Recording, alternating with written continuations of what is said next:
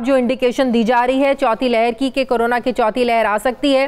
अब तो स्कूल्स भी बंद हैं। आप लोग हर मामले को बड़े अच्छे तरीके से मॉनिटर कर रहे हैं, हर सिचुएशन को मॉनिटर कर रहे हैं। हमें याद है इससे पहले 2 महीने पहले जो ईद उल फितर थी, बड़ी सख्ती से SOPs पर अमल दरामद हुआ, सब कुछ बंद हो गया। लेकिन अब क्या जो खतरा है, वो जो बड़ी ईद आ रही है 2 हफ्ते के बाद, उसको मद्देनजर रखते हुए आप लोगों को लग रहा है कि बहुत ज्यादा खतरा बढ़ सकता है, या लोगों ने अभी से बेहतियाती शुरू कर दी है? जी बिल्कुल, आप सही कह रही हैं कि जो SOPs के ऊपर अमल दरामद नज़र आ रहा था हमें रमज़ान के अंदर, ईद से पहले और ईद के ऊपर भी कदरे बहुत बेहतर उसके अंदर सूरत हाल थी। लेकिन उसके बाद से फ़ैसला कर लिया शायद पाकिस्तानियों ने कि अब कोरोना ख़त्म हो गया है और हमारे पास तो बाकायदा तौर पर रिपोर्ट आती है SOP कंप्लाइंस की। तो पूरे पाकिस्तान की औसत जो कंप्लाइंस की रेटिंग्स आ रही थी उस वक़्त ईद से कोई 8-10 दिन पहले का अगर मैं आपको नंबर बताऊं तो कोई 65% के करीब कंप्लाइंस थी।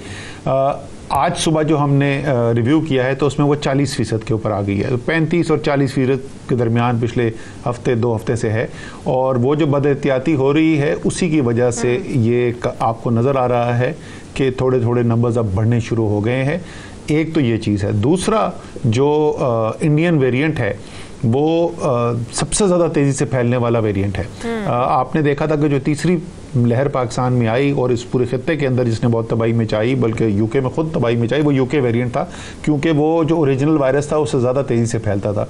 ये जो इंडियन वेरिएंट है ये यूके वेरिएंट से भी ज़्यादा तेज़ी से फैलता है, तो उसकी वजह से ये खदशा है कि ये बदएहतियाती और ये इंडियन वेरिएंट 2 हफ्तों बाद ईद आ रही है, ईद उल अज़हा, मवेशी मंडियां लग चुकी हैं। लास्ट ईयर हमें याद है कि एक प्रॉपर एक प्लान दिया था आप लोगों ने मवेशी मंडियों को, तो अब की बार भी क्या सख्ती से वैसे ही अमल दरामद होगा? प्लान्स दिए हैं आप लोगों ने? मवेशी मंडियां कैसे लगेंगी, क्या क्या SOPs होंगे?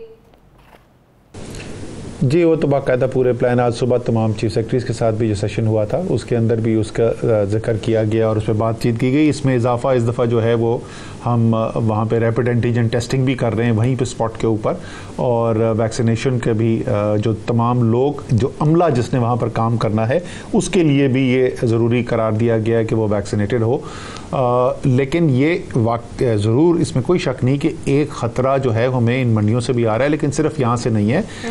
हमारे जो मार्केट्स की सूरत हाल है, हमारे रेस्टोरेंट जो है जो सिर्फ वैक्सीनेटेड लोगों के लिए खुले थे, वो हमें पता है कि उसकी खुलेआम खिलाफ वर्जी हो रही है, और आज इसके ऊपर काफ़ी तफसील से बात की गई है। अगले 1 या 2 दिन के अंदर आप देखेंगे कि इसके ऊपर एक्शन भी होना शुरू होगा, क्योंकि अगर हमने ये नहीं किया एहतियात, अगर हम इसी तरीके से बदएहतियाती की तो उसका नतीजा ये होगा, ये जो तमाम रेस्टोरेंट्स खुले हुए हैं अगर वो इन हिफाजती तदाबीर पर अमल दरामद नहीं करवा रहे, तो ये मैं आपके ज़रिए उनको पे पैगाम पहुँचाना चाहता हूँ कि इसका नतीजा सिर्फ एक ही निकलेगा कि इतने अरसे के बाद जो खुले हैं वो फिर बंद कर देने पड़ेंगे।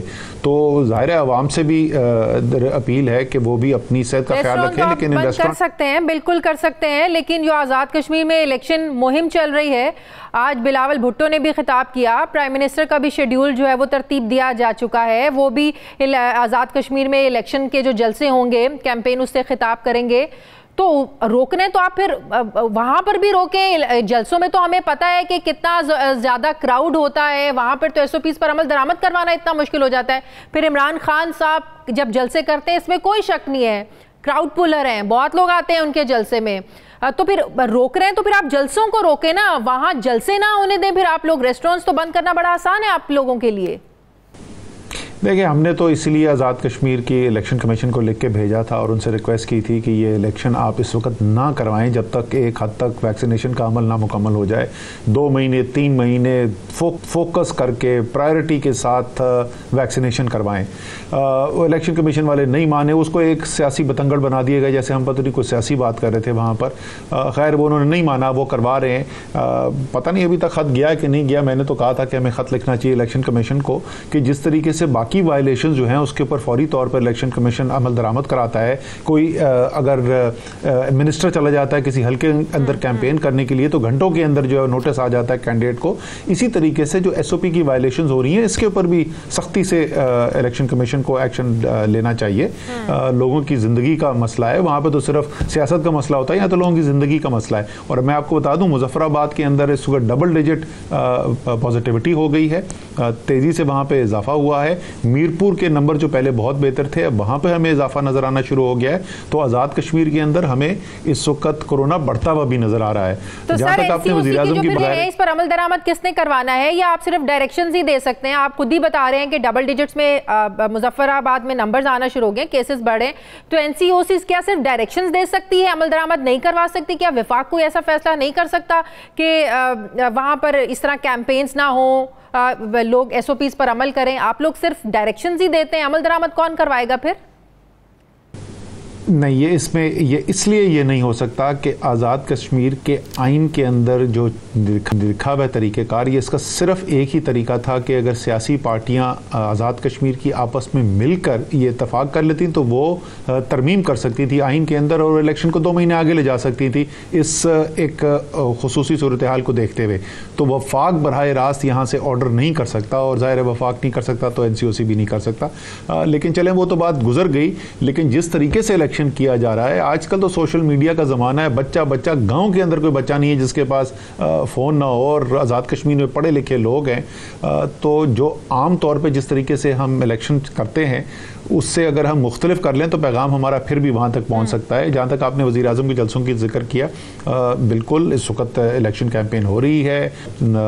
हमारे जो वहाँ पे बैरिस्टर साहब हैं उन्होंने रिक्वेस्ट की है वज़ीर-ए-आज़म से आने को।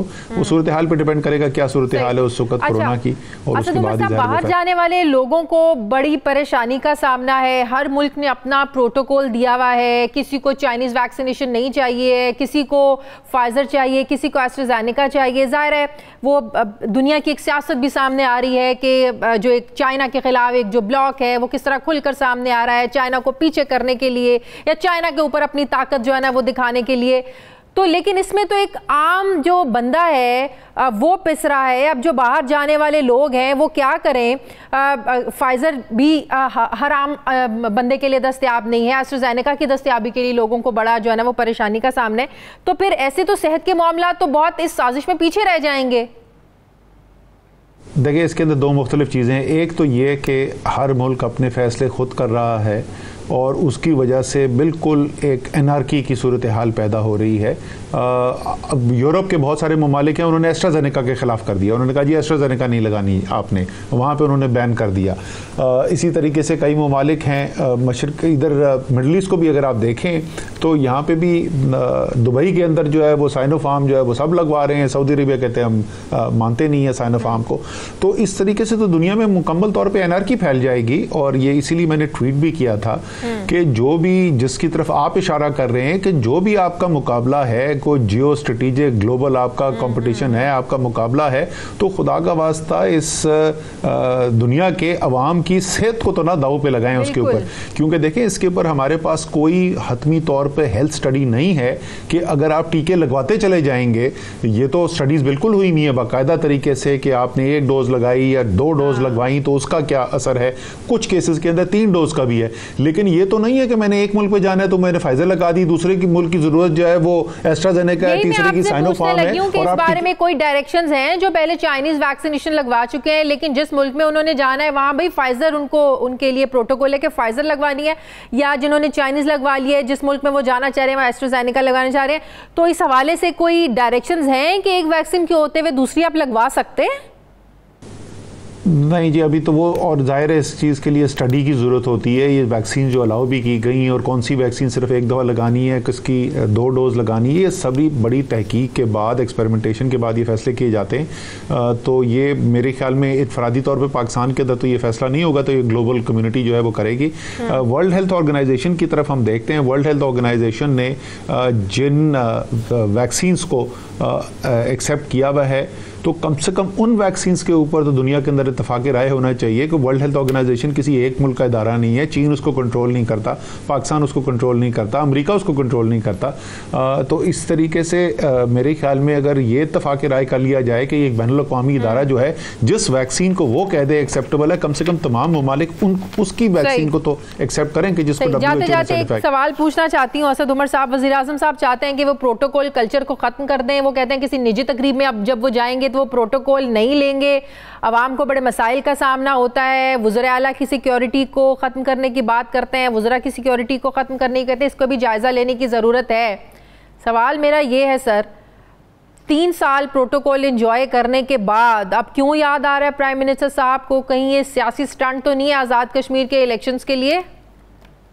और दूसरी बात, पॉसिबल है सिक्योरिटी के बगैर जाना जहां वाकई में सिक्योरिटी की ज़रूरत होती है? मसलन मेरे ख्याल में वज़ीर दाखिला जो हैं उनकी जो जिम्मेदारी है उसके अंदर सिक्योरिटी की उनको ज़रूरत है। वज़ीर आज़म को ज़ाहिर है उसकी ज़रूरत है, तो वो ऑफिशियल उसकी बात नहीं कर रहे थे। सिर्फ उन्होंने ये कहा था कि अपनी ज़ात तक, यानी वज़ीर आज़म का जहाँ तक है, तो वो कह रहे थे मैं निजी तकरीबात में पहले ही जाने से गुरेज करता हूँ, क्योंकि जहाँ मैं जाता हूँ तो वहाँ पर वो सिक्योरिटी का जो इंतज़ाम करना पड़ता है उससे आवाम को मुश्किलात पैदा होती हैं। तो इसलिए उन्होंने कहा है कि मैं ये भी नहीं करूँगा। और उसके अलावा जो है सिक्योरिटी ज़रूर हो, जिसको ज़रूरत है सिक्योरिटी की, जो प्रोटोकॉल के शौकीन है वो ऊँट वाली गाड़ियों के तो बहुत से लोग शौकीन होंगे। हाँ, वो जो टू टू टू टू वाली होती है ना, जो टू टू टू टू, मुझे तो ये नहीं समझ में आता कि इनके सर में दर्द नहीं होता या पैनाडोल खाते हैं साथ, क्या करते हैं? वाली गाड़ी आप लेकर नहीं चलते? ऊटर वाली, हट्टो बच्चों वाली गाड़ी? नहीं जी, मेरी ज़िंदगी मेरी बड़ी बेहतरीन पुरसुकून ज़िंदगी चल रही है। मैं वैसे ही बेज़रा सा बंदा हूँ, मुझे क्या सिक्योरिटी की। और मुझसे जब बाय द वे बहुत मुझसे लोग सवाल पूछते हैं आप सिक्योरिटी, मैं उनसे बोलता हूँ जितनी मेरी ज़बरदस्त सिक्योरिटी है इससे ज़्यादा ताकतवर सिक्योरिटी हो ही नहीं सकती।